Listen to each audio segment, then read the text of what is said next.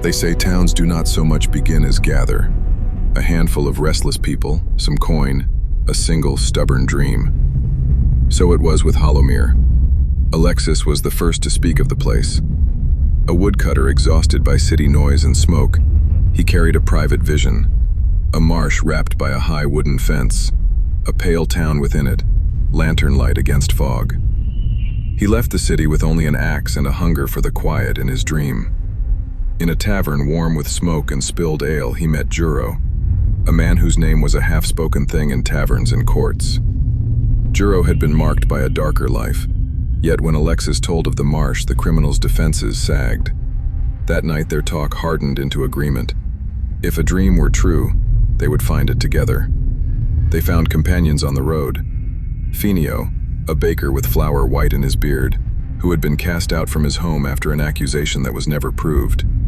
He took the road with nothing but the memory of ovens and the hunger to begin again. Federo, a woodmaker seeking the finest grain of timber for his craft, came by way of a forest track and lingered at Alexis's talk of fences and planks.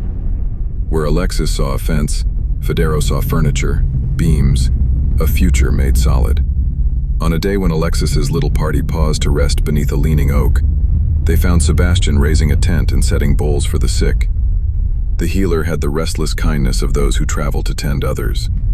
A nun named Sister Agnes, stung by exile and stripped of convent comforts, stayed to help at Sebastian's makeshift hospice. She carried with her a low, unwavering faith. He carried herbs and a gentle pragmatism. Together their hands mended what the road broke.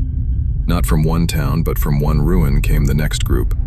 Cecilia the midwife, her husband Celerio, and their boy Hansel trailed a company of sculptors whose chisels were duller now from wandering. Bandits had razed the place they once called home. Dust and smoke had driven them into the road.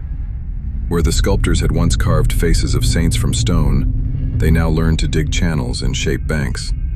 Thus the first seed of a settlement was sown, a ragged fellowship of craft and need, axe, bread, timber, healing, the art of making things from what the road threw away.